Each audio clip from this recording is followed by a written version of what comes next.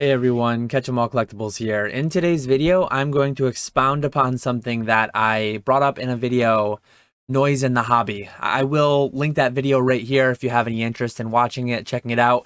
Here's a quick clip from a couple months ago, that video. Buy it or don't buy it. I mean, at the end of the day, it kind of could be its own video on analysis paralysis. But there are a lot of people who spend a lot of time dealing with all the market noise around complete speculation, where you have no information whatsoever and you never will be able to have access to that information. And I think that noise, that analysis paralysis, just prevents so many people from furthering themselves along their journey, again, towards their goals.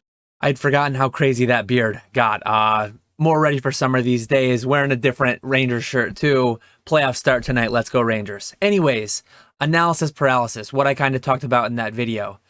Speculating on what set might get reprinted, how big the print run is going to be, even to some extent looking over and over and over at the same raw card listings. Is that a 10? Is that a 9? Can I make money? Not saying completely just YOLO it on anything, not saying just spend yourself broke and end up getting wrecked. But some people really overanalyze all the things before they start doing anything, and experience is the best teacher. I remember definitely spending a little bit of time on E4, different YouTube channels, following along.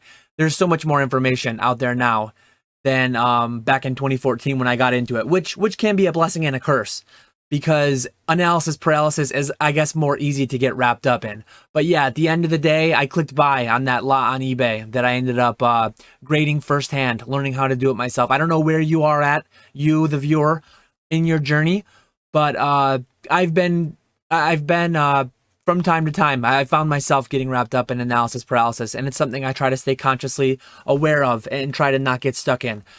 Especially now where I'm at. Work where you have good information. Don't get wrapped up in all these questions that are outside of your control. Work where you have good information. Work where you know you can make your margin, where you know you can make money. Me personally, what that looks like for me, my backlog. I can go and I can grab a monster box of cards. I can get listings up on eBay. I can get photos done. I can bulk stuff out to different companies that aren't worthwhile for me. I can send stuff off to other people to process for me. Sorting and conditioning cards for grading, for PSA, BGS, CGC, trying to optimize all my cards. Scout eBay, source cards, look for collections, look for the Facebook groups, check out Craigslist, check out Letgo, depending on where you're at, what access you have to different platforms. There's always something you can do to further yourself towards your goals, as Bearded Dan, heavily Bearded Dan, talked about earlier. Don't get too wrapped up. Don't get too wrapped up in these things that are outside of your control and are likely not helping you at all. At the end of the day, too, it's all relative. If you have a pallet of booster boxes that may be on deck for a reprint, I guess analyze to the extent that you will be affected. If you have one booster box and you're contemplating will it get reprinted or will it not, if you are agonizing over a $20 to $50, maybe $100 decision whether or not it gets reprinted, analyze it proportionally. Again, if you have a pallet, you can probably expend an extra 10 or 20 times energy more than if you had one of the products. It's just crazy, some of the conversations that I see some people having, how deep some people get into speculation, where it's just at the end of the day, it's speculating at best and it's gambling at worst, because you really have no way of knowing. So yeah, getting a little ranty there. But another thing that ends up happening is all this time that you're analyzing something over and over, you're likely missing out on other opportunities. As I talked about earlier, there are auctions ending every second on eBay, PWCC, Heritage, Golden. There are all these items, all these opportunities every day. There are deals to be had every day, every week, every month, every quarter. There are new products coming out. There are new opportunities. So don't get stuck. Don't get stuck in one place, over-analyzing that one decision, and then be missing all these other opportunities left and right, because that makes the mistake of inaction even more compounding and even more penalizing to you. One disclaimer I should give, I am primarily, I'm a full-time business in Pokemon, and I'm primarily a flipper. I collect some things. You see all these things behind me. I do collect some things here and there, but overall, I'm more at a point in my journey in Pokemon where everything is for sale. If you are investing, I do not personally invest in Pokemon, nor I do advise it to anybody, but if you are investing, that is where analysis is more necessary, and this video is less for you. This video is more for collectors. This video is more for flippers, I would say.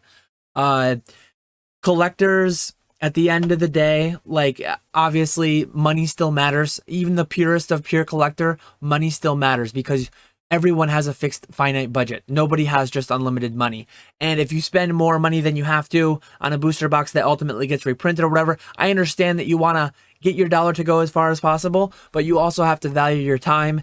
And at the end of the day, it's like, if you're going to spend 5 hours trying to analyze whether a card price is going to go up or down, put in a couple extra hours of overtime at work and make that extra money and then just buy it now, right? That opportunity is always out there. But yeah, at the end of the day, fairly rambly I think this video will end up being, but nice and short still. Shorter than my average video. So work where you have good information. Know what your goals are. This is a recurring theme. This came in the Noise in the Hobby video. This is coming back in this video. Know what your goals are. If you're flipping, investing, speculating, collecting, know what those goals are and do things that advance you towards the goals. Overanalyzing does not really do that.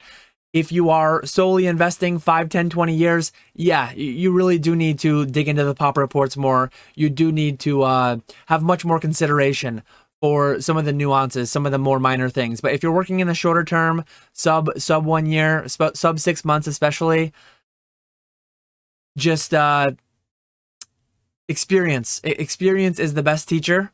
Try some plays out. Don't go too big. Do it with a fixed amount of money. Do it with the amount of money you can afford to lose. And then just, yeah, that experience, actually doing it, actually getting something done will teach you a lot more than the theoretical. I mean, I used to be a chemical engineer, and you can spend however long you want in the textbooks. You can spend however long you want getting wrapped up in theory. But when you go to that bench, when you go to the lab, that first experiment, bench scale in real life, it's completely different. Don't throw it out of the window. Don't throw the theory out of the window. But when you go from that pilot scale bench reactor up to the full size reactor, it doesn't scale as theoretically it does on paper. It's a different animal entirely. Get your hands dirty. Get in there. Take action. Take action and drive yourself towards your goals, so whatever they are. As always, I appreciate everyone watching, and I will catch you all later. One last thing to get me to 8 minutes. Smash that like button, subscribe, click the affiliate links below, and also stop refreshing that PSA order tracker. It'll come back when it comes back.